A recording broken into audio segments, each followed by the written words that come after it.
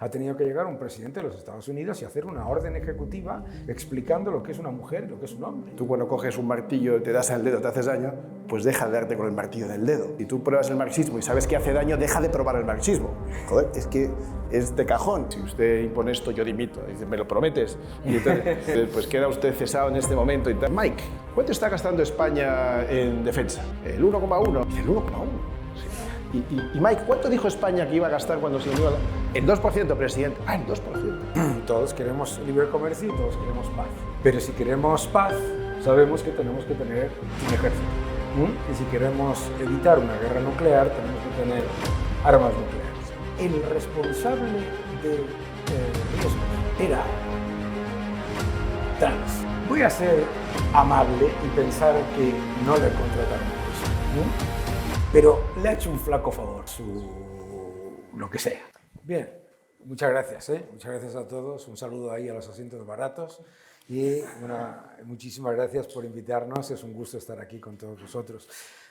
Yo creo que, yo lo que digo siempre es que Donald Trump es como un despertador con espejo incorporado, que es una putada, ¿no? Porque te despierta a las 5 de la mañana y además te ves ahí con los pelos locos y sin afeitar y con ojeras. Entonces, eso es lo que ha hecho la administración Trump al llegar al gobierno, ¿no? Y a mucha gente se sorprende por lo que tú acabas de decir, porque está haciendo lo que dijo que iba a hacer, que es algo que nos deja a todos pues, atónitos muchas veces, ¿no? Y yo recuerdo perfectamente en los meses anteriores a las elecciones a un montón de gente del establishment decir, bueno, yo creo que está claro que no va a ganar, uno, y dos, que si gana no se va a atrever a hacer lo que ha dicho que va a hacer. Pues claro, eso es una mala estrategia con el presidente Trump. Y además se ha rodeado en esta segunda legislatura de personas que piensan de la misma manera, no como en la primera, que tenía un montón de gente del partido republicano, digamos, de ese establishment que tú comentabas. Entonces, ha supuesto un revulsivo, nos ha recordado que no vivimos en un mundo de libre comercio, sino en un mundo de mercantilismo estatista en el que la norma son los aranceles, no lo contrario. Nos ha recordado que vivimos en un mundo en el que ha tenido que llegar un presidente de los Estados Unidos y hacer una orden ejecutiva explicando lo que es una mujer y lo que es un hombre, ¿no? Y nos ha recordado que vivimos en un mundo en el que ese concepto que vivimos del multilateralismo, pues yo creo que no es que se haya roto, es que no ha existido nunca. Nos han intentado contar una película y ha venido alguien y nos ha contado el final. Y el final es que los países tienen intereses y que la economía no la dicta el gasto público sino el sector privado, que hay que poner barreras a los que atacan a la libertad y que la mejor manera de defenderse y de incentivar la libertad es defenderse, igual que la mejor manera de evitar una guerra nuclear es teniendo armas nucleares. Por lo tanto, pues yo dije el otro día, se hizo relativamente polémico porque dije que para mí sus primeros 100 días han sido un 9, ¿no? ¿Por qué? Porque falta uno, que es la bajada de impuestos, pero viene dentro de un mes o algo así, ¿no? Así que yo creo que lo está haciendo bien y hay que defender, igual que pasó con Javier Milei, que hay que hacer las cosas rápido y de manera quirúrgica y después se verán los resultados rápido y de manera quirúrgica. Y para ti, Iván, si tuvieras que poner una nota sobre los primeros 100 días, haciendo un análisis rápido sobre los temas que quizá ha tratado de esta segunda legislatura respecto a la primera, sobre todo el cambio entre tener al Partido Republicano más unificado detrás de él respecto a un Partido Republicano más moderado, quizá viniendo del establishment que venía, ¿cómo valorarías los primeros 100 días? Si pudieras poner una nota y quizá tratar estos temas como son libre comercio, desregulación, Elon Musk, quizá los temas que ha resaltado Daniel sobre el segundo término. Bueno, lo primero, gracias a todos por acudir. Creo que venir aquí una tarde de diario, aunque tengas exámenes pronto, va a merecer la pena porque escuchar al profesor Lacalle siempre es un alto valor añadido. Y aquí se trata de aprender, no de sacar notas. Bueno, sacar notas buenas también, si podéis. Bueno, volviendo al tema de Trump. Hay al menos 4 áreas sobre las que ya empezamos a vislumbrar cosas, ¿no? De las 4 hay 2 que me gustan, una que no me gusta pero que comprendo que es necesaria y una que no me gusta, creo que es perjudicial a corto plazo, pero dejo abierto el análisis a largo plazo porque creo que puede cambiar. 2 que me gustan. Bueno, la primera es la recuperación del sentido común en un área que estaba tocando Daniel, que es todo el mundo woke. Lo woke, que es una expresión más del marxismo cultural, político, económico, que llevamos sufriendo 100 y pico años, es de esas cosas que uno no entiende, ¿no? Si tú cuando coges un martillo y te das en el dedo, te haces daño, pues deja de darte con el martillo en el dedo, ¿no? Si tú pruebas el marxismo y sabes que hace daño, deja de probar el marxismo. Joder, es que es de cajón. Y sin embargo, el mundo entero, Occidente y no solo Occidente, sigue probando nuevas facetas porque siempre hay uno que llega y dice, no, es que este no era el verdadero marxismo.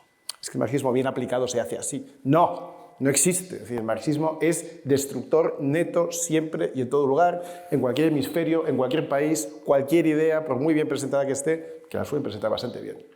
Lo único de lo que hay que aprender del marxismo es su capacidad de venta, porque no he visto en mi vida un producto o servicio más perjudicial para el conjunto del mundo que cada año se renueva y se vuelve a vender, ¿no?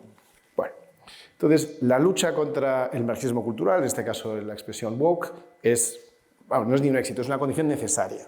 Necesaria, pero que nadie más estaba dispuesto a hacer. Luego, para mí, un gran cierto shock. Todo lo que decía Daniel, de que un hombre es un hombre, una mujer es una mujer, en fin, cosas de estas, ¿no?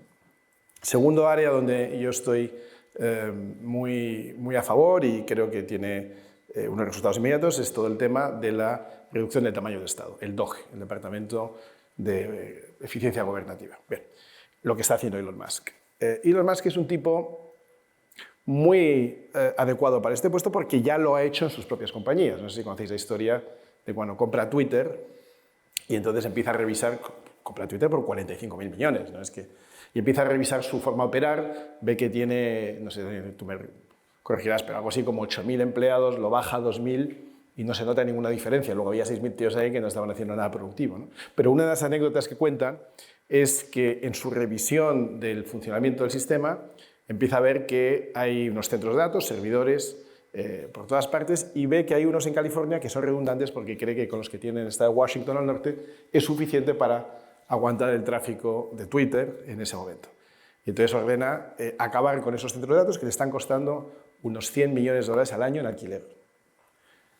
Entonces dice que sí, que lo van a hacer, pero que eso se tarda 7 meses en desmontar, porque el tráfico hay que desviarlo, es una cosa compleja. Entonces, una reunión muy tensa le dice a los de Twitter que no lo quiere en 7 meses, sino que lo quiere en 7 semanas.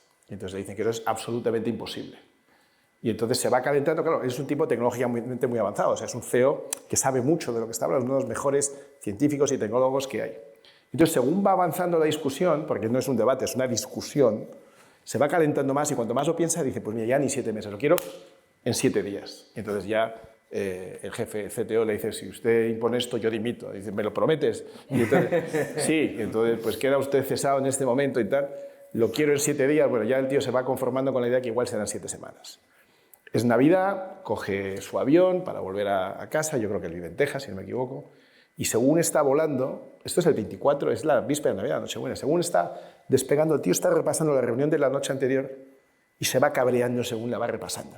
Y estos tíos me están fastidiando, no sé qué, tal. Y dice, mira, ni 7 meses, ni 7 semanas, 7 días, lo vamos a hacer en 7 horas. Y dice a piloto, dé la vuelta, volvemos a Sacramento, California. El piloto da la vuelta, aterriza en Sacramento, va con un par de compañeros que van con él, su jefe de seguridad, y van al data center donde está hospedado el tráfico de Twitter en California. Y entonces ha calculado previamente que si ese data center deja de funcionar, el de Washington lo va a absorber. Entra casi forzando la entrada en un sitio donde no se puede entrar fácilmente, al vigilante jurado más o menos lo aplaca, hasta que llega donde están los servidores de Twitter, va encontrando el mainframe y donde ya está el cable principal, dice, escolta, dice, ¿llevas una navaja? Sí, dámela. Y hace raca y corta el cable. 7 minutos. El tráfico se desvía hacia los demás servidores y no pasa absolutamente nada. Coge el avión, se va de vuelta y en el avión llama y dice a los susteteos, dice, ahora cogéis estos servidores, los metéis en camiones y os los lleváis a Washington y os ponéis en nuestros servidores.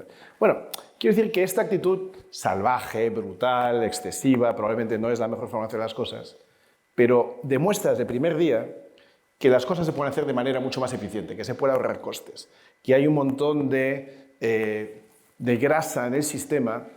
Hay una grasa que es necesaria para que las cosas funcionen bien, para asegurarse de que no hay choques, pero hay mucha que es innecesaria. Este tío es el tío más indicado para encontrar bolsas de gasto innecesario en Estados Unidos. Luego, la segunda parte, que es Doge, me gusta, creo que lo está haciendo bien, me da envidia, ojalá lo hiciéramos aquí también. Aquí hay miles y miles de millones que si mañana desaparecen, nadie se da cuenta. Nadie se da cuenta. Vale. Tercer área, que no me gusta, pero entiendo que es necesaria, que es redefinir por qué Estados Unidos tiene que defender a aliados occidentales perfectamente capaces de defenderse a sí mismos si les da la gana, es decir, a Europa. Y lleva años diciéndolo. Oiga, os cuento una anécdota también de alguien que estuvo ahí. Hace unos años el rey va a visitar a Trump, a la Casa Blanca, y bueno, se saludan, y nada más sentarse, dice, bueno, antes de empezar, Mike, ¿cuánto está gastando España con el rey delante? ¿Cuánto está gastando España en defensa? Y entonces Mike le dice, el 1,1% del PIB, presidente. Dice, el 1,1%. Sí. Y Mike, ¿cuánto dijo España que iba a gastar cuando se unió a la... El 2%, presidente. Ah, el 2%. Y está el rey, el ministro, el embajador, todos delante. Pero dijeron el 2 y se están gastando el 1. El 1,1, sí, presidente. Y entonces mira así y dice, no, entonces, bueno, pues una situación pues, muy delicada, no es, ¿sabes? No es políticamente correcto, no es diplomáticamente lo mejor. Se pasa un poco de vergüenza, hablan de otras cosas y cuando se vuelven a ir, dicen, antes de irse, Mike, ¿cuánto me dijiste que era lo que se gastaban estos? No, el 1,1, presidente, el 1,1. Dijeron el 2, sí, el 2. Bueno, espero que España empiece a cumplir con su... Eso fue hace 6 años, 7 años. Por el camino, no hemos incrementado ni un 1%, vamos, ni un 0,1%.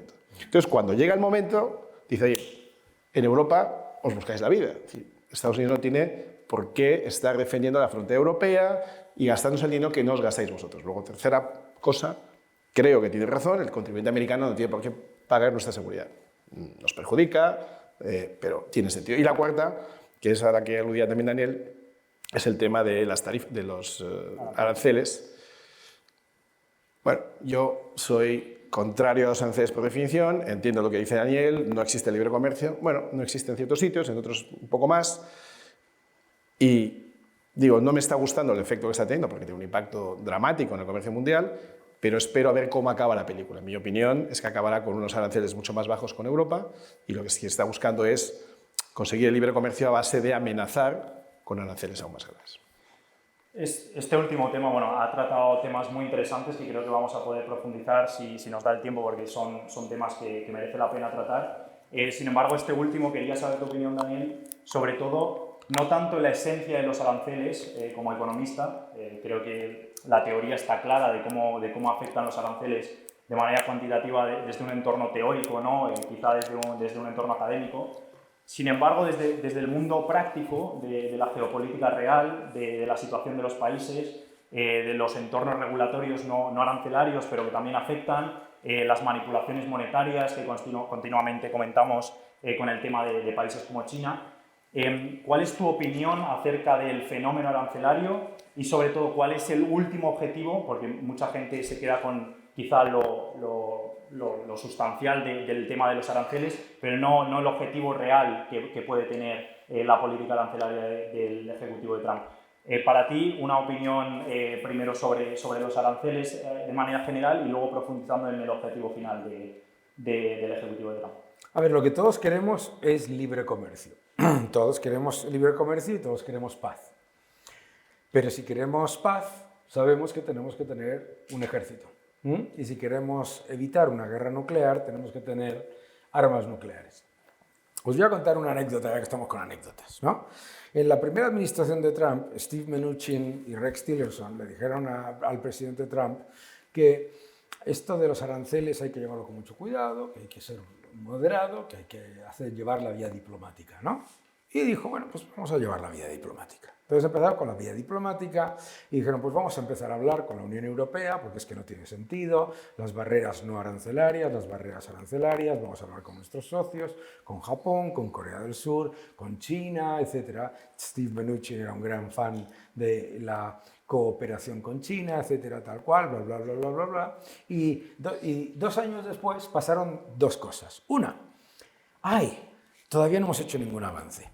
Porque es que tenemos unos grupos de trabajo, estos son los grupos de trabajo, como decía Iván, ¿sabes? Tenemos unos grupos de trabajo y están en las primeras, han hecho progreso, pero nada.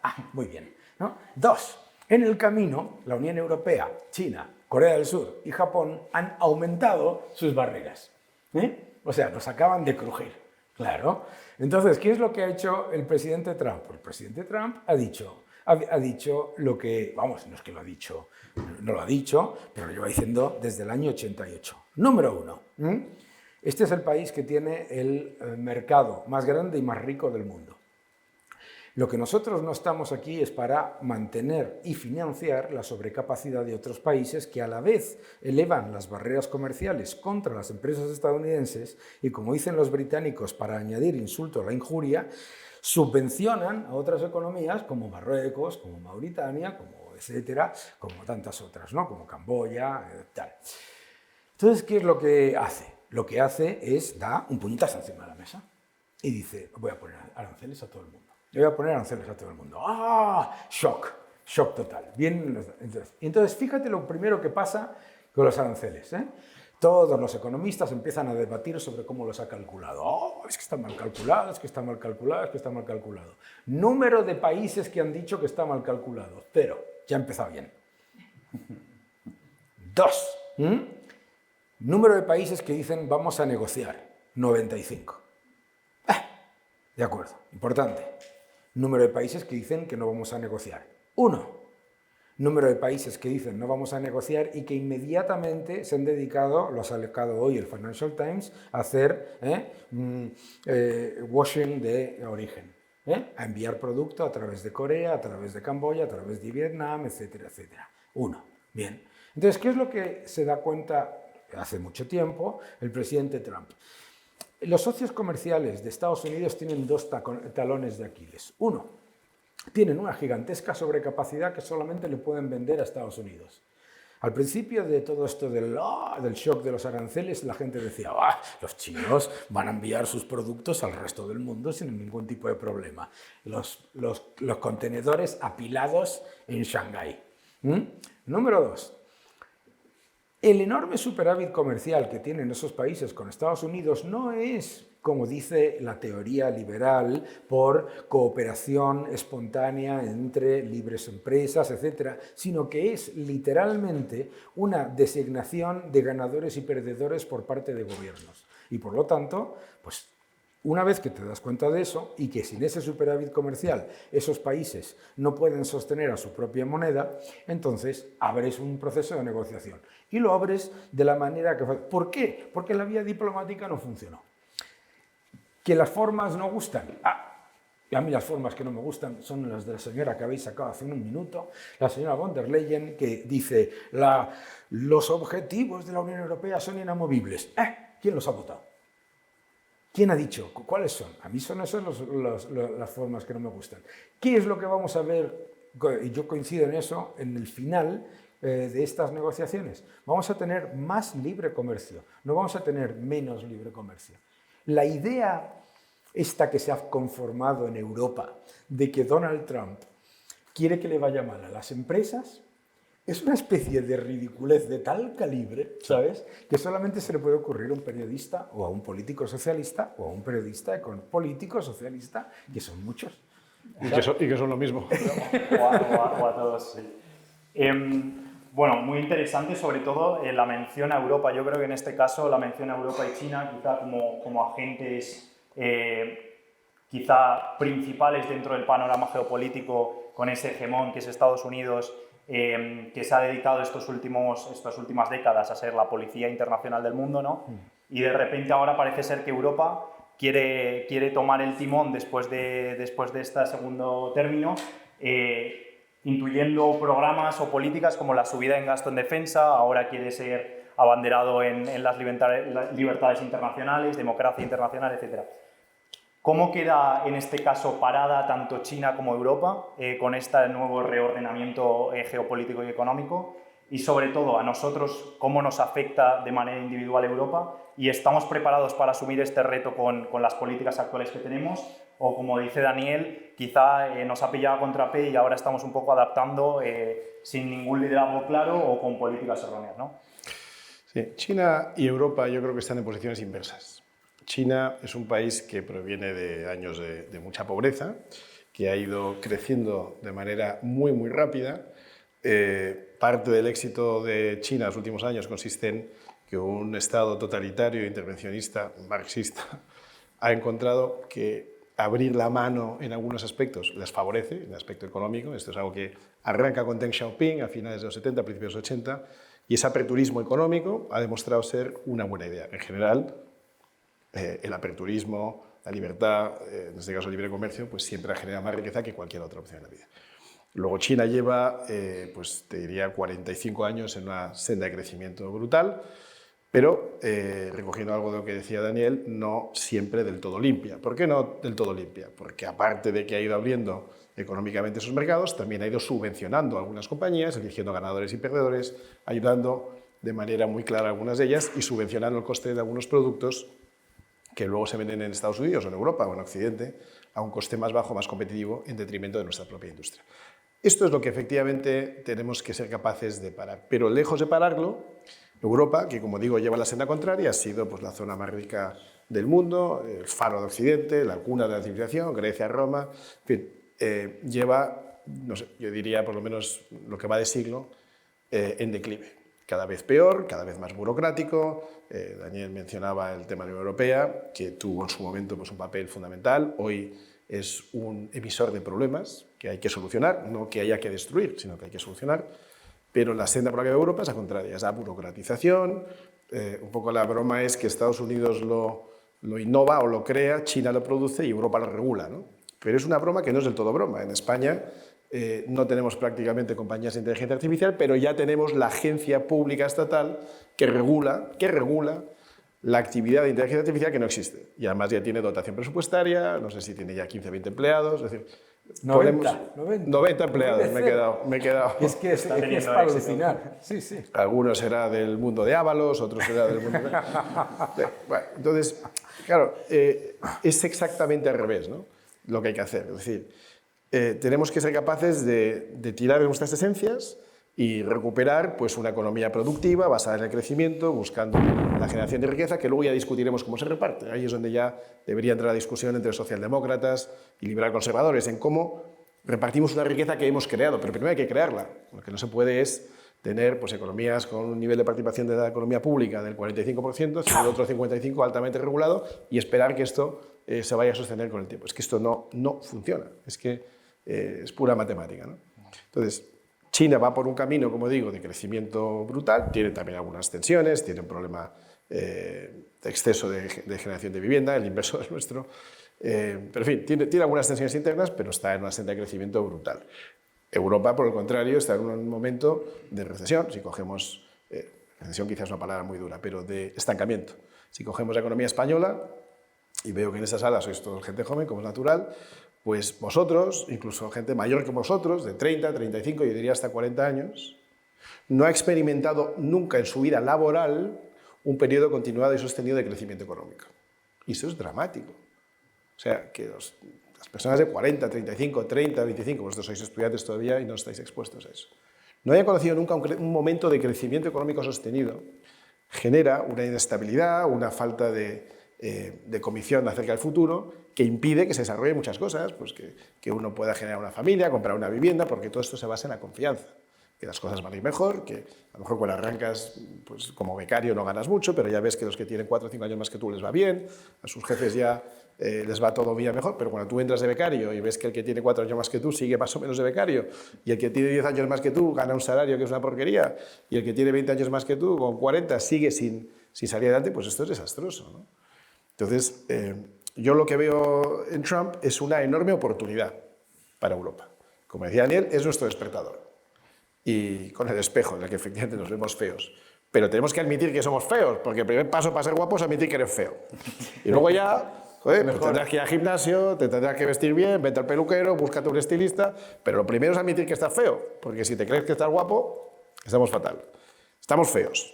Pero esto tiene solución, o sea, hay medidas que podemos tomar, hay cosas que podemos hacer. No es que nos ha caído del cielo, de hecho, este declive de lo que va del siglo XXI es autogenerado. No es que nadie malvado desde fuera nos lo ha impuesto, excepto nuestros propios políticos, pero que son nuestros, o sea, que también los podemos cambiar, que también podemos exigirles un poquito más, que también podemos proponer alternativas, que también podemos generar sociedad civil un poco pujante, podemos tener conversaciones en estas universidades, leer libros como el de Daniel, ver ONGs o mejor entidades de sociedad civil que crean conversaciones, y eso es lo que hace falta, una sociedad un poco más vibrante, un poco más exigente con sus políticos y empezar a replantearnos las cosas. Y para continuar con este tema, sobre todo de la estructura económica y del camino que debe tomar Europa en esta coyuntura internacional, ¿está Europa mirándose al espejo y viendo que somos feos y por lo tanto vamos a ir al gimnasio? ¿O está Europa encogiendo tripa para salir bien en la foto con muchos parches y, digamos, una política keynesiana a corto plazo de intentar estimular la economía, ahora con el techo de deuda alemán, intentar un poco aumentar el gasto en defensa, ahora parece ser que la defensa y el gasto en defensa sí estimula la economía? ¿Está quizá Europa tomando la medida del cambio estructural que necesita para el largo plazo? ¿O por el contrario estamos siguiendo con esas políticas cortoplacistas que a largo plazo no van a tener ningún resultado positivo? No, yo soy optimista con Europa porque hay que reconocer a Europa varias cosas. La Unión Europea es un éxito, ¿no? Porque es la unión de países cuya historia es matarse entre ellos, ¿no? Eso no es malo, para empezar, ¿no? Lo segundo es el euro, que lo criticamos mucho. La gente que estáis aquí, que sois todos muy jóvenes, menos tú, perdona, que es su cumpleaños. Pero claro, imaginaos por un momento si hubiésemos tenido la peseta, o el Pedro, imaginaos que estuviésemos ahora, sí, ríete, sí, imagínate si nosotros tuviésemos ahora una moneda propia, ¿no? ¿Dónde estaríamos? ¿De acuerdo? De inflación, etc. Entonces, eso es positivo. Pero la Unión Europea solamente, y además por diseño y por esa misma estructura, solamente puede reaccionar ante shocks, ante una crisis, ante algo que realmente le haga despertarse, ¿no? Y por eso me parece que es una oportunidad. Ahora, de momento, no es muy optimista el análisis, porque lo primero que ha pasado ha sido que han empezado a intentar prohibir partidos, etcétera, tal y que cual. Eso no ayuda mucho para ponerse como defensores de la libertad. Número dos, la Unión Europea lanzó, tras el informe Draghi, que tampoco era para tirar cohetes, ¿sabes? Que era muy diplomático, lanzó una cosa que se llamaba la brújula de la competitividad. La brújula de la competitividad, a bombo y platillo. ¿Os habéis enterado? No. Bueno, da igual, menos mal, porque eso significa que no se han gastado tanto en nada como lo que uno se imaginaba. Pero lanzaron la brújula de la competitividad y desde que se lanzó esa brújula de la competitividad, la Unión Europea ha publicado 180 normas por semana. Es decir, que imagínate si no lanza la brújula de la competitividad. No quiero ni pensar lo que hubiera pasado. Nos cuesta mucho y es que es muy difícil. Y además, y la razón te voy a decir por qué. No es culpa de los políticos, porque los políticos reaccionan a la sociedad civil. Es culpa de una sociedad civil que piensa que los políticos tienen que cambiar por una especie de realismo mágico. Sí, como John Belushi en los Blues Brothers, ¿no? Te llega la luz. No, los políticos, si las empresas no les dicen, oye, esto es intolerable, van a seguir, claro. Entonces, yo creo que tiene que venir de la sociedad civil y tiene que venir de un cambio de percepción ante lo que es ya una realidad muy triste, y es que Estados Unidos y China podrán hacer una cosa, podrán hacer la otra, pero los dos van por su camino y van bien, ¿vale? Y les va a ir bien a los dos. Pero es que aquí hay un daño colateral en medio que se llama la Unión Europea, que a cualquiera que lo mire desde fuera, tú acabas de venir de Estados Unidos, exactamente igual, viajando, etcétera, cualquiera que lo mire desde fuera dice, no nos estamos dando cuenta que somos el daño colateral de un cambio geopolítico que nos va a dejar como el museo del mundo. Entonces yo creo que tiene que venir de la sociedad civil, tiene que venir de las empresas. No le puedes pedir a una persona que ha decidido que el New Green Deal es una buena idea, que quite el New Green Deal, vamos, no tiene ningún sentido, ¿no? Volviendo al ejemplo del señor de Sacramento, de Tesla, no le puedes pedir a la persona que ha montado toda esa estructura que piense que se va a quitar en 7 minutos. Y claro, si la Unión Europea lanza una cosa que se llama New Green Deal y le parece una buena idea, bebiendo del nombre de una cosa que se llamó el New Deal, que prolongó la Gran Depresión 6 años, si tú tomas como ejemplo una de las políticas más intervencionistas y más dañinas que se han llevado a cabo en Estados Unidos para progresar, mal vas. Tiene que venir de las empresas. Y yo creo que las empresas están empezando a reaccionar. Las empresas automovilísticas alemanas están diciendo, oye, un momentito, esto de que no vamos a negociar los aranceles, no me lo vas a contar a mí. Los productores de vino franceses dicen que yo no voy a poder, que tengo que vender el 80% de mi producción al Bellagio de Las Vegas.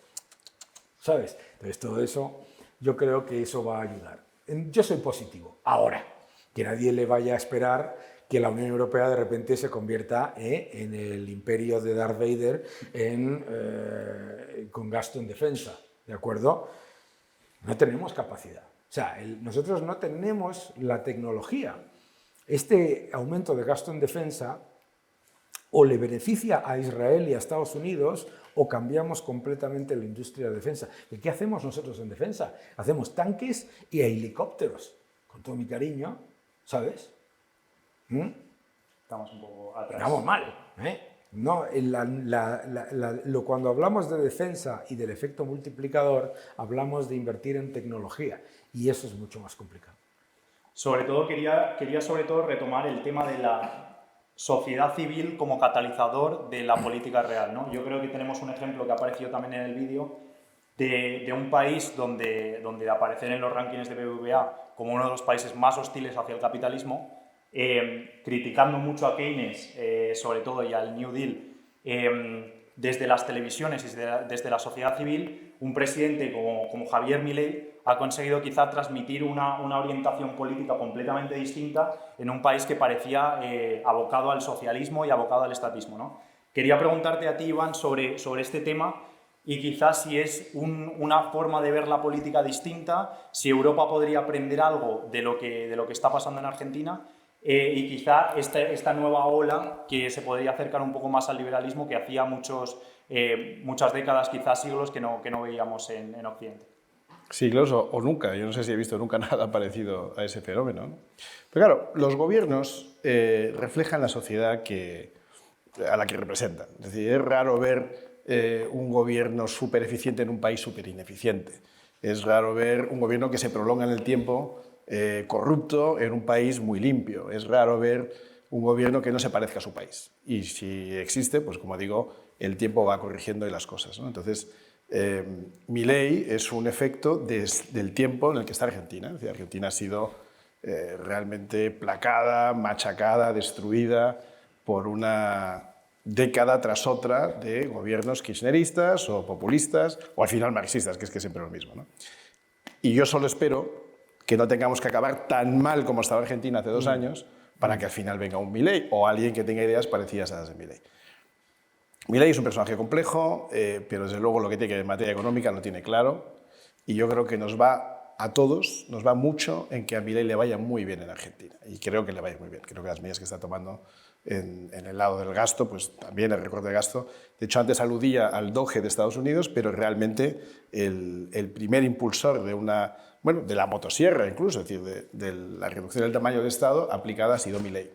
Y el Ministerio de Desregulación es un modelo en el que Elon Musk también se mira. De hecho, ha retuiteado a varias cosas de ese gobierno y de ese ministerio. Luego es un éxito ya de por sí, es un éxito de posicionamiento o de reposicionamiento de un país que iba por muy mal camino y creo que se va a arreglar. Claro, la gente es muy impaciente y te dice, es que en Argentina la inflación es del, no sé, el 4% mensual. Claro, es que era del 40%, ¿sabes? Entonces, no pasas del 40% mensual al 4% mensual tan rápidamente, ¿no? Es un milagro lo que está sucediendo en Argentina. Y digo que creo que nos va mucho en ello porque creo que es un ejemplo, creo que va a salir muy bien, en el que otros muchos se van a poder pirar. Buscando otro ejemplo que nada tiene que ver con este, en Centroamérica puedes ver lo que está pasando en El Salvador, con un líder muy peculiar, por cierto, muy joven, tiene la edad de algunos de vosotros cuando llegó al gobierno, con menos de 30 años, y ha revolucionado ese país. Lo primero, dándole una base de estabilidad, de orden y seguridad. A partir de ahí, todo lo que está haciendo ahora es también muy interesante, de inversión en infraestructuras, en infraestructura de carreteras, sanitaria, hospitalaria, también de educación y de apertura del país al mundo del turismo, a los ingresos por divisas, el tema del Bitcoin, es decir, está siendo un presidente muy innovador. Y el país más inseguro del mundo, junto con Sudáfrica, ha pasado a ser el país más seguro de toda América y me atrevo a decir que más seguro que la mayoría de las ciudades norteamericanas. Entonces, creo que hay modelos, todos tendrán sus debilidades, tendrán sus... Si haces un análisis DAFO, pues también tendrán sus debilidades y tendrán sus amenazas, pero muy interesantes para que otros países empiecen a mirarlos. Y volviendo al tema de Europa, insisto, los gobiernos que tenemos se parecen a las sociedades que tenemos. Si creéis que Sánchez es un mal presidente, pues preguntaos por qué lleva 7 años seguidos gobernando. Es decir, algo hay. ¿Será que hay muchos españoles que piensan que no es tan mal presidente? ¿O será que no hay alternativas que se lo estén poniendo más difícil? O lo que sea. Pero Sánchez refleja el país que tenemos. Y como Sánchez, podemos decir casi todo de Europa. En aquellos países no prohíben a los gobiernos que ganan, ¿no? A los gobernantes que ganan. Pero donde hay elecciones más o menos libres, pues los gobiernos que salen, puede haber una aberración alguna vez estadísticamente, pero normalmente reflejan el país que tienes. Entonces, si tú en Alemania te presentas como candidato y se descubre que has plagiado un capítulo de un libro, dimites. Si tú en España te presentas a unas elecciones y se demuestra que el libro no es que no hayas escrito, es que no lo has ni leído el tuyo propio, ¿sabes? Porque te lo han escrito, y vuelves a salir elegido, pues me estás dando mucha información sobre los dos países. Hay un país donde este tipo de cosas importan y hay un país donde no. Luego señalamos a Sánchez o a los presidentes que sean, pero tenemos que hacer también una introspección de decir, oye, ¿y qué tal somos nosotros como sociedad para permitir, fomentar, tolerar y extender una presidencia como la de este tío? Porque algo estamos haciendo mal. Si creemos que es tan malo, si es tan obvio, si es tan destructor de valor añadido, si está haciendo todo mal, si los trenes, las catenarias, la luz, la energía, las nevadas, todo es culpa de Sánchez, ¿cómo es posible que siga siendo reelegido? Porque sigue siendo reelegido, ¿eh? Hacia mí, veréis poca gente más crítica que yo, y además creo que su primer gobierno fue ilegítimo, porque vino e hizo lo contrario de lo que dijo que iba a hacer, ¿eh? Su segunda legislatura, para ser claros. Pero la tercera y la cuarta ya, si ya se sabe que es un vendehumos, si ya se sabe que hace lo contrario de lo que dice y se le vuelve a votar, pues chicos, será que el país refleja eso. Luego lo que tenemos que buscar es un cambio mucho más profundo. Sí. Es un cambio que se tiene que dar en sitios como este, en aulas, en familias, de nuevo en la sociedad civil.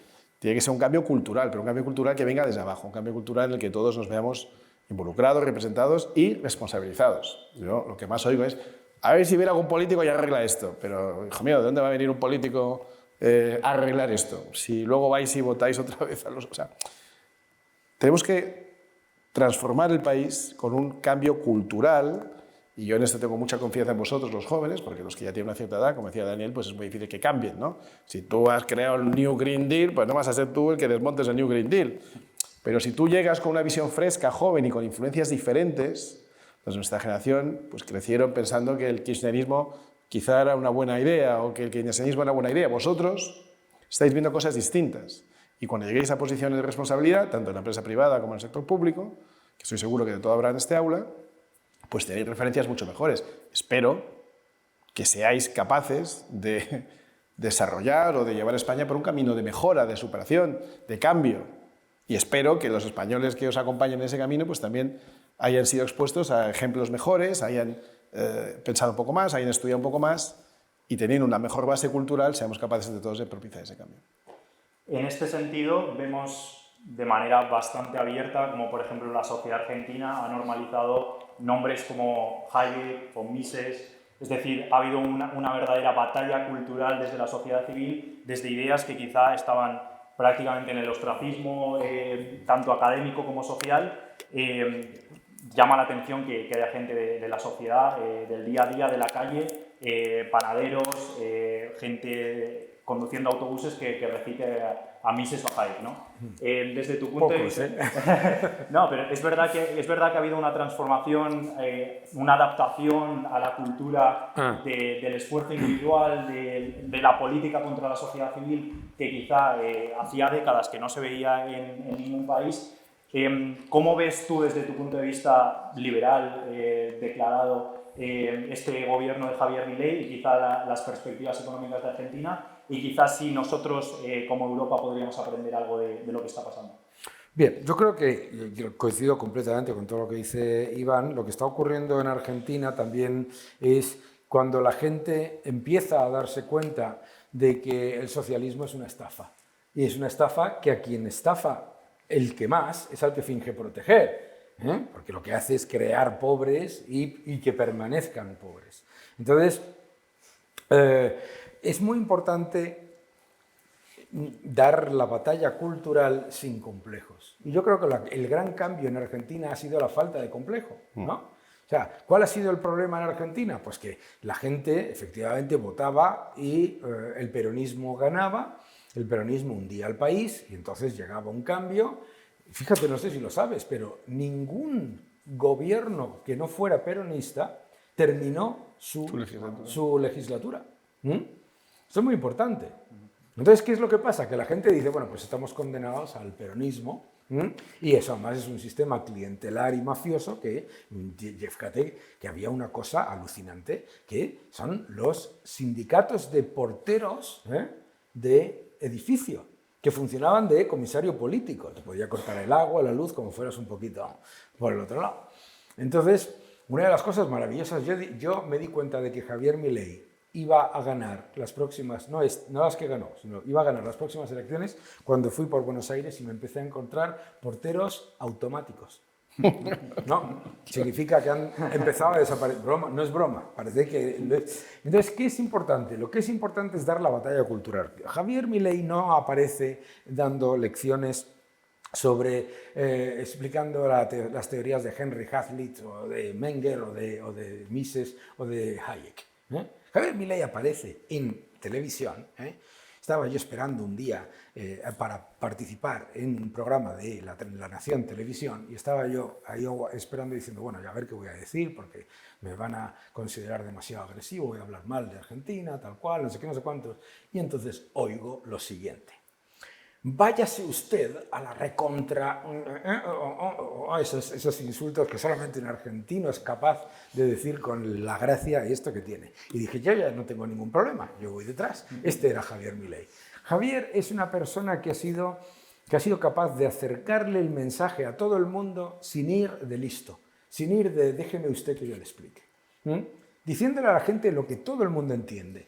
No hay plata. No, 2 más 2 nos suman 22. Los impuestos son un robo. No decía, los impuestos son demasiado altos comparado con la producción. No.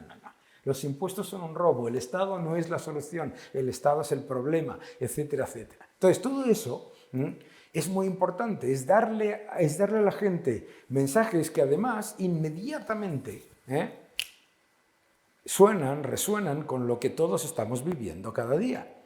Si tú a la gente lo que les estás diciendo, esto lo he vivido yo, si tú lo que le estás diciendo a la gente es que les vas a dar el 50% del socialismo, la gente, que no es tonta, dice, pues yo casi prefiero el 100%. No voy a tener huelgas, van a decir que esto va como un cohete, ¿sabes? Van a contratar a señoritas de entretenimiento horizontal. Estupendo, ¿no? Entonces... eso es lo que tenemos que aprender. En Europa tenemos un ejemplo con Meloni. Tenemos ejemplos de personas que no solamente han sido capaces de dar la batalla cultural, sino que han sido capaces además de revertir completamente lo que era una fuerza muy poderosa que iba directamente contra ellos. Y eso es desde el convencimiento y desde la simpleza. Cuando el otro día en una entrevista a Javier le preguntaron: oiga, pero es que si si levanta el cepo cambiario van a subir los precios, y si suben los precios aumenta la inflación, etcétera, etcétera. Y le dijo: no, usted tiene que entender la teoría de la imputación de Menger, ¿no? Y claro, dijo: ¿qué es eso de la teoría de la imputación de Menger? Dice que se van a comer los productos, se los van a meter por el... por el orto, se puede decir aquí, ¿no? Porque aquí no es un insulto, ni tampoco lo es allí. Entonces, ¿qué es lo que quiere decir? Decirle a la gente las cosas de forma clara, eso es lo que hay que hacer, y no mentirle a la gente. Lo que ha hecho Javier ha sido no mentirle a la gente. No ha sido decirles: hay que hacer un cambio gradual, no hay plata y aquí hay que meter la motosierra. Que es lo mismo que ha hecho Trump y que es lo que hizo Bukele. Bukele llegó y dijo: no. O sea, aquí nosotros no estamos para defender los derechos de un criminal. Estamos aquí para defender los derechos de la gente de bien, a la que hoy en San Salvador, si sale a la compra, la probabilidad de que no vuelva ni con la compra ni con su vida es del 20%. No es pequeña. Entonces yo creo que todas esas cosas es que hay que dar la batalla cultural de manera contundente, como la de Iván. Sin complejos, olvídate de los complejos, olvídate de los complejos y olvídate de intentar caerle bien y que haya un titular positivo sobre ti en la SER o en El País. No lo va a haber. Así que da la batalla. Y si lo hay es mala cosa. Y mala, claro. Sí, yo creo que sin duda ha sido el gran cambio, ¿no? de los últimos años, la capacidad de poder decir abiertamente las ideas, cuando antes parecía que si las decías quedabas aislado completamente del mundo privado y público, ¿no? Y quería ahondar en este segundo bloque, también de mercados, quizá un poco más del mundo privado, la infiltración del wokismo y de la responsabilidad social corporativa, o estos valores del ESG dentro de la corporación, sobre todo multinacional, pero que penetró un poco al tejido empresarial en general y por ende a la sociedad. ¿Cuál es la importancia, ¿no? Desde el mundo privado, ahora que te toca a ti otra vez estar desde el mundo privado, cuál es la importancia de dar esa batalla cultural desde el mundo corporativo y cuál es el rol que tendría que tener el sector privado en esta batalla? Sin duda es importantísimo. Fíjate, lo último que quedaba por caer, es decir, la infiltración cultural de la izquierda... yo venía aquí a hablar de mi libro, voy a hablar un poco de mi libro. Sí, no, sin duda. No, pero... Baratísimo. Lo tenemos en oferta. En el libro arranco con una entrevista que a mí me parece maravillosa, que os recomiendo que veáis en YouTube. Es una entrevista del año 84, 1984, año orwelliano. En 1984, en la televisión americana, en un programa marginal, se entrevista a un espía de la KGB, un espía ruso, comunista, que se había pasado al lado americano. Entonces, año 84, él empieza a explicar y le dice al periodista: ustedes los americanos se creen que lo que hacemos los espías rusos son cosas tipo James Bond, cosas secretas y tal. Y bueno, ya hay algo de eso, de espionaje, pero no es mucho. El 85% de lo que hacemos se puede ver abiertamente y es infiltración cultural. Y lo explica. Es un vídeo largo, no lo quiero reproducir entero, pero lo explica. Pero esencialmente lo que dice es: nosotros desde el año 45, desde el final de la Guerra Mundial, nos hemos dedicado a infiltrar sus universidades, a infiltrar Hollywood, a infiltrar sus medios de producción, sus medios de comunicación, a infiltrar sus universidades, sus escuelas, hasta sus iglesias. Todo centro de influencia. Y lo empieza a explicar en terminología del 84, todavía no habla de globalismo, todavía no habla, pero habla ya de cosas no habla todavía del woke, pero ya empieza a dar ideas de por dónde va a ir el mundo y acierta en todo. Realmente merece la pena verlo. Lo último que quedaba a finales del siglo XX por infiltrar, ya era un éxito, ¿no? La infiltración universitaria, los medios de comunicación, el cine, Hollywood, todo. Lo último que quedaban son dos cosas, que son la familia y la empresa. Y eso es a lo que se ha dedicado la izquierda, especialmente desde los finales de los años 90, desde la caída del muro de Berlín, ha hecho muchas cosas, pero buscar la caída de la empresa y la familia. La familia es lo más difícil, pero lo van consiguiendo.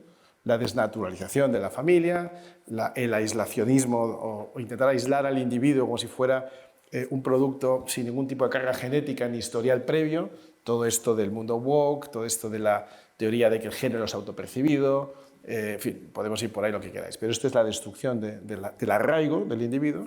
Y por el lado de la empresa, entrando en lo que tú preguntas, ha tenido éxito, como siempre, con nombres bonitos y propósitos ocultos, ¿no? Entonces, lo primero, efectivamente, es a finales de los años 90, cuando empiezan con la responsabilidad social corporativa. ¿Quién se va a poner en contra de la responsabilidad social corporativa, ¿no?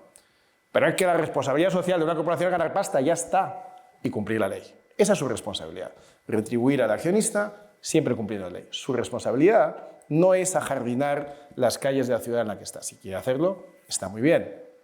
Pero claro, una vez que has introducido esto, ya empiezas a introducir los comités dentro de las empresas de RSC. Y empieza a haber gente ya que se dedica profesionalmente a trabajar en RSC en las empresas. Cuanto más grande la empresa y más distancia hay entre el directivo y el propietario, es decir, donde hay CEOs y altos directivos que no son los fundadores ni los propietarios de la empresa, pues más se guardan las espaldas para que no les ataquen con virtue signaling diciendo, no, fíjate qué bueno soy que yo tengo un responsable de RSC o ahora de DEI, ¿no? Diversidad, Equity, Inclusion, o de lo que sea el acrónimo del momento. Utilizando tu dinero, accionista, yo quedo bien invirtiendo en todo este área. Y una vez más, como decía Daniel, ¿cómo va a ser el responsable de RSC o de DEI el que desmonte el departamento de DEI? Que es que ya hay un departamento de compliance de DEI, o sea, ya es un mamotreto, ¿no? Y claro, para el propio ejecutivo, no propietario, no fundador, no gran accionista de la compañía, es un gran invento. Pongamos, por ejemplo, un banco, o una compañía, no quiero decir un banco, una compañía cotizada, que lleve, no sé, 11 años plana, o con vaivenes, pero sin haber recuperado todavía el precio de hace 11 años. Cualquier compañía cotizada que en 11 años no ha sido capaz de mover el precio de la acción, es decir, que no ha mejorado el valor del accionista, inmediatamente te cargas al equipo directivo, porque, joder, 11 años, macho, estaba la acción a 5, sigue a 5, ha bajado a 1, a 2, a 3, ahora a 5 otra vez, pero hemos perdido 11 años. Pero claro, si el directivo te dice, no, a mí no me midas por el precio de la acción, no me midas por el beneficio, ten en cuenta que soy la empresa más inclusiva. Ten en cuenta que tengo más LGTBs, más mujeres, más personas de color racializadas, más no sé qué, que ningún otro. Ten en cuenta que yo he donado más que nadie a un fondo verde para la reforestación del Amazonas. Ten en cuenta todos estos otros factores de medición. Y con esto no te puedes cargar a este equipo directivo. Somos los más verdes, somos los más inclusivos, somos los más DEI, los más ESG. Pero ojo, que ahora esas mismas compañías empiecen a exigir a sus clientes y proveedores, sobre todo proveedores, que cumplan también esos criterios. Tú ya hay bancos con los que no puedes trabajar sin una empresa de cierto tamaño si no demuestras con tu auditoría de ESG que estás cumpliendo los criterios. O sea, que te empiezan a imponer una normativa que no está aprobada en ningún sitio para que tú también cumplas lo que ellos cumplen porque la izquierda ha decidido que esto es lo guay, lo cool, lo que está de moda o lo woke, me da igual. Bueno, pues esto es peligrosísimo. Por supuesto, se han creado fondos de inversión ESG. Por supuesto, se han arruinado. Y ahora el péndulo empieza a cambiar. Y empiezas a oír, poco a poco, hablando antes de empresas que reaccionen, algo. BlackRock ha liquidado todos sus fondos ESG. Repsol, empiezas a escuchar a Josué Onima, su CEO, decir, oye, que es que esto de acabar con los motores de combustión en un país como España, que somos el primer fabricante de diésel de Europa y el segundo de automóviles en general, para traer baterías chinas fuertemente subvencionadas que van a acabar con nuestra industria, a lo mejor no es tan buena idea. Que es que aquí tenemos una industria con mucha gente empleada que no va tan mal. El presidente de LVMH, cuando estuvo en enero en la inauguración de Trump, luego pasó por sus tiendas de Nueva York, donde veía colas y colas de consumidores gastando cantidades inmensas en sus tiendas carísimas. Y aquí lo que tiene son colas y colas de sindicalistas anunciando la huelga y diciendo que van a acabar con la compañía. Claro, pues empieza a haber una pequeña reacción. Es fundamental que la haya. Donde la veáis, tenemos que apoyarla entre todos y animarla, porque es todavía muy tímida. Pero volvemos a lo mismo. O sea, Daniel en su libro dice que la nueva batalla no es entre ricos y pobres, es entre clase media y políticos que se están cargando la clase media. Entonces, o nos defendemos de esos políticos extractivos y su expresión en el mundo también corporativo, o acaban con nuestra economía, acaban con nuestras empresas, acaban con nuestro bienestar y acaban terminando empobreciendo mucho a nuestros países. Y parafraseando un poco a Friedman, que creo que lo ha mencionado, ¿no? Es el rol de la empresa maximizar el valor de sus accionistas, ¿no? En ese famoso artículo donde decía el único rol de la empresa, un poco siguiendo la línea de Adam Smith, ¿no? Es ese egoísmo que al final acaba repercutiendo en el beneficio social per se. ¿Es el rol de la empresa únicamente maximizar el valor de sus accionistas?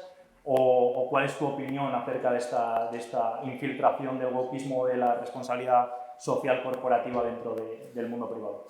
Oye, claro, esto como todo en esta vida, la responsabilidad social corporativa, dice, pues claro que sí, responsabilidad social corporativa, todas las empresas que tienen como objetivo seguir funcionando son responsables, dan un bien a la sociedad, ¿de acuerdo? Crean empleo, crean riqueza, responsabilidad social corporativa. La cuestión de estos acrónimos es que son caballos de Troya para otra cosa, que no tienen nada que ver, ¿no? Objetivos de desarrollo sostenible. Dices, bueno, pues objetivos de desarrollo sostenible, 15 idioteces que todo el mundo está de acuerdo, ¿vale? Ahora, se utiliza como caballo de Troya para meter el totalitarismo, que es otra cosa. Os voy a contar dos anécdotas, ¿no? Yo, la última vez que fui a Davos, nunca más vuelvo, ¿de acuerdo? La última vez que fui a Davos, dije, esto se ha acabado, cuando de repente aparecieron 7 desorientados disfrazados de indios, de verdad, y se pusieron a bailar por el planeta. ¿De acuerdo? Primero, apropiación cultural, porque eran suizos, seguro. No tenían pinta de... Segundo, es que yo he visto Davos pasar de un sitio en donde se debatían cosas, se hablaba de cosas, se hablaba de cosas interesantes, importantes sobre la creación de riqueza, oportunidades de inversión, de reducción de la pobreza, etcétera, a decir exactamente las mismas estupideces una y otra vez en todas las charlas, prácticamente verbatim, prácticamente palabra por palabra las mismas. ¿What? ¿Sabes?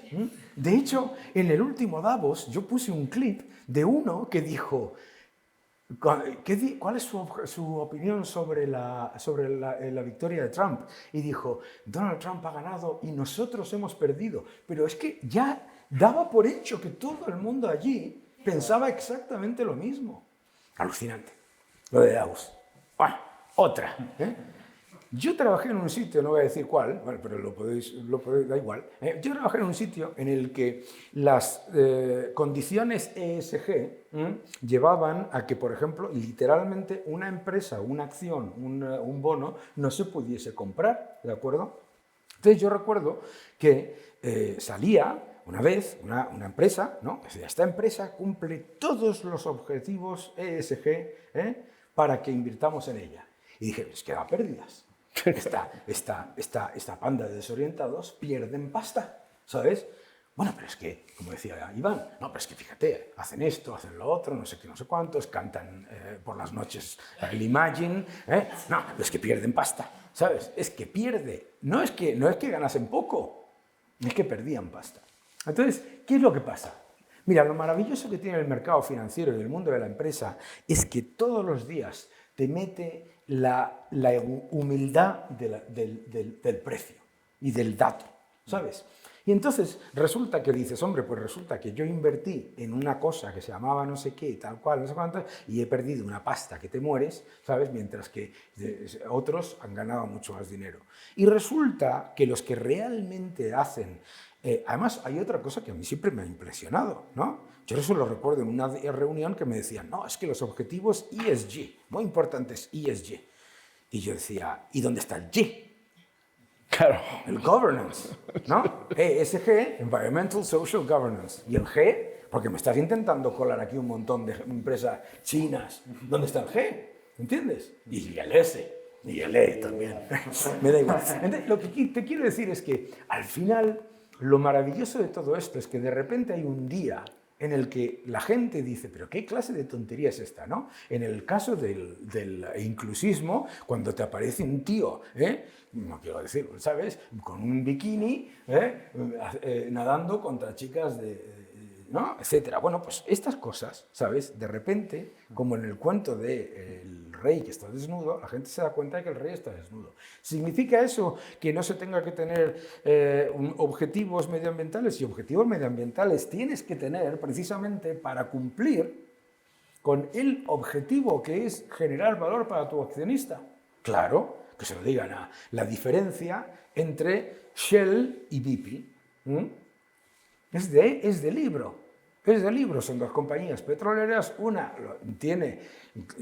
genera valor para sus accionistas, como, entre otras cosas, no metiéndose en accidentes brutales y haciendo las cosas fatal y sin oversight, etc. Bueno, pues eso es también. Es que es todo tan sencillo al final, que es que parece como que es que ha aparecido un político. ¿Y qué es lo que pasa? Lo que pasa es que se han creado decenas de departamentos, en el que resulta que hemos tenido un apagón en una empresa en la que se ha primado, por una empresa en la que se ha primado la contratación por objetivos de EI sobre algo tan alucinante como saber la diferencia entre capacidad instalada y capacidad productiva, ¿sabes? Entonces, luego pasa lo que pasa, ¿no? En el... ¿cómo se llamaba el banco norteamericano? Lehman. El First Republic. El First Republic salió así en pequeñito que el responsable de riesgos del First Republic era trans. Hombre, voy a ser amable y pensar que no le contrataron por eso. Pero le ha hecho un flaco favor a su lo que sea. Cosas que tenemos que darnos cuenta, que hay que volver a la cordura. Si es que todo esto se soluciona volviendo a la cordura, ¿no? ¿Sabes? Pero bueno, que hay que cambiar. Y te digo otra cosa.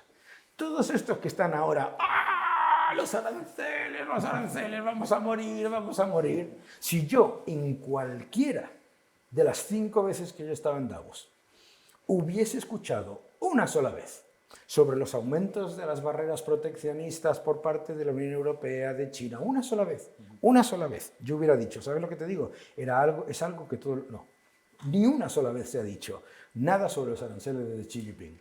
Te fastidias. La gente, ¿por qué hace a la hora de invertir lo contrario a lo que hace en su vida? ¿Tú cuándo compras? ¿En rebajas o cuando suben los precios? ¿En rebajas? Y entonces... excepto en bolsa. En bolsa, el inversor minoritario compra cuando sube y cuando baja vende. Y así le va a la mayoría de los inversores minoritarios. Entonces, al final, lo que tú tienes que darte cuenta es quién te está dando innovación, quién te está dando identidad corporativa entre los gestores y los inversores. Para mí, sinceramente, pues resulta que si hablábamos antes de entrar, si hay una empresa en donde el 100% del salario que reciben los directivos es la remuneración por acciones, te garantizo que si baja la acción están preocupados.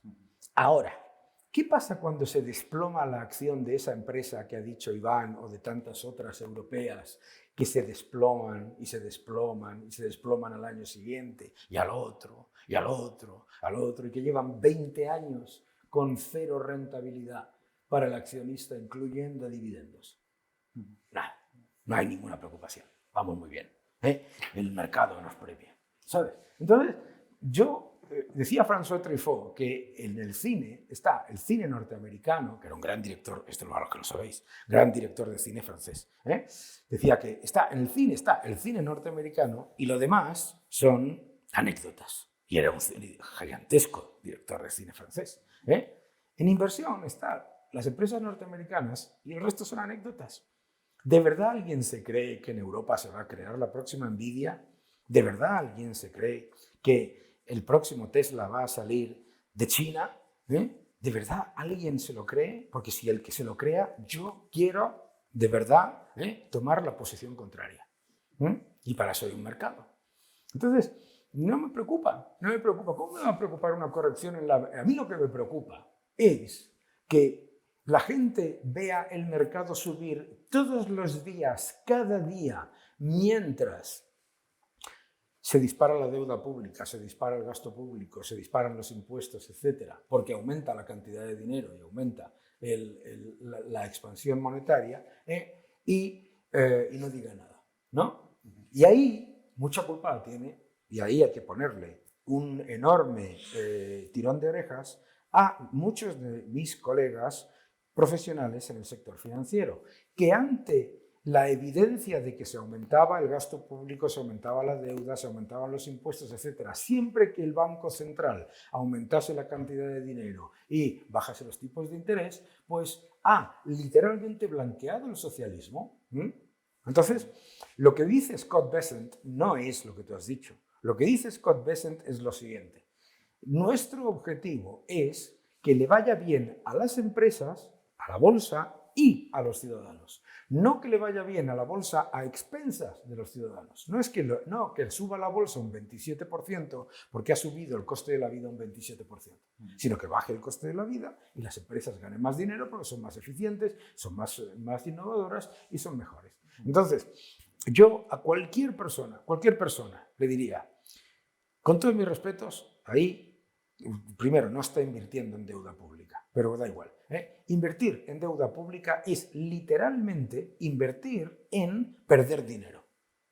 ¿Por qué? Porque no hay ningún Estado que te vaya a dar rentabilidad económica real por financiarle. Y si ya estás pagando una enorme cantidad de impuestos, ¿por qué tienes que tener deuda pública? No tiene ningún sentido, ¿no? Segundo, hay que invertir en equity. Y por supuesto que cuanto más ilíquido sea un activo, más arriesgado es. Entonces, la locura de pensar que porque no ves la fluctuación del valor todos los días, eso es más seguro, solo se le ocurre a alguien que jamás ha tenido que vender. Entonces, simplemente hay que recuperar la idea de que la volatilidad es estupenda y que la volatilidad es el precio de tener buenas rentabilidades a futuro. Y eso es lo que tenemos que tener. Entonces, ¿hay que preocuparse por la corrección de la bolsa norteamericana? Para nada. Lo que hay que preocuparse es de que haya alguien que tenga la temeridad de decir que la corrección de la bolsa norteamericana es una oportunidad para mover todo tu dinero a la bolsa francesa. ¿Sabes? ¿Cómo? ¿Entiendes? Nunca inviertas con quien no acompaña a tus inversiones. La primera es el primer consejo general para los jóvenes, que es que desarrolles buenos hábitos, ¿no? Porque tenéis, por edad, mucha más y mejor capacidad de la que tenemos los que somos un poco mayores de consolidar ciertos hábitos para el resto de vuestra vida. Cuanto más mayor eres, más difícil es cambiar tu comportamiento, ¿no? Sin embargo, vosotros todavía estáis en una edad de formación y estáis en una edad en la que podéis elegir en gran medida cuáles van a ser vuestros hábitos futuros. Y podéis elegir por vuestra propia decisión. Vuestros hábitos de todo tipo. Si tienes una vida saludable, si haces deporte, si lees, si madrugas, también si lo pasas bien, que no se trata de amarrar la vida a nadie, pero ir adquiriendo hábitos saludables y favorables para vuestro propio futuro, ¿no? Y uno de esos hábitos que yo os recomiendo es capitalizar una gran riqueza que tenéis todos y que tenemos en mucha menor medida los que somos mayores, que es el tiempo. Tenéis un banco enorme de tiempo. Tenéis mucho más tiempo que los inversores más ricos del mundo, mucho más que Warren Buffett, que tiene 93 años, o mucho más que nosotros, que tenemos alguno menos. El tiempo es un gran valor. Y por muy poco dinero que tengáis, y asumo que tenéis muy poco, yo os lo estaba pelado cuando tenía vuestra edad, ir adquiriendo el hábito de utilizar el tiempo a vuestro favor puede ser muy rentable. Lo puede ser para un sistema de pensiones, lo puede ser en general para la vida. Vuelvo a Warren Buffett. La octava maravilla del mundo, que estoy seguro que en esta escuela se enseña, pero que no mucha gente conoce, es la tasa de capitalización compuesta y el efecto de bola de nieve que tiene. Es decir, si tú inviertes, aunque sea una cantidad modesta hoy, en un, vamos a decir, para no complicarlo mucho, en un índice como el Standard & Poor's 500, que no hace falta ser un gran experto para hacer eso. De hecho, el índice supera o mejora al 90% de los gestores privados. Si tú eres capaz de invertir, aunque sea una cantidad pequeña, y de reinvertir los dividendos año tras año tras año, es posible que el primer año lo que tengáis no sea mucho, seguro que no sea mucho, pero el año siguiente ya será un poco más y capitalizarás sobre lo que habéis invertido el año anterior más lo que ha ganado. Y al año que viene, y al año siguiente, y al siguiente, y al siguiente, y se va creando un efecto bola de nieve. Como sois jóvenes, tenéis mucho tiempo por delante, y os asombraría la fortuna que se puede llegar a amasar a base de tener la disciplina de invertir, aunque sea muy poco dinero, pero constantemente a lo largo de vuestra vida. Ahora muy poco. Cuando empecéis a trabajar tendréis un poco más. Cuando ya tengáis puestos de responsabilidad tendréis más. El hábito de ir ahorrando y de ir invirtiéndolo, pensando a largo plazo, os puede llevar, a largo plazo, insisto, a tasas de riqueza que no os podéis imaginar. Os pongo un ejemplo. Si a cada niño que naciera hoy se le metiera en una cuenta indexada Standard + 500, 3.000 euros, que es mucho, pero puede ser lo que le consigas de los padrinos, de los amigos en el bautizo, en vez de comprar un sonajero, un babero, un no sé qué, 3.000 euros un niño que nazca hoy y se mantiene capitalizando al ritmo de Standard + 500 de los últimos 20, 25, 50 años, que es el 10,7% nominal, más del 7%, 7,2% en términos reales, a los 67 años, reinvirtiendo dividendos, a los 67 años ese niño, que ya será un señor mayor, se jubilará, podrá disfrutar de una pensión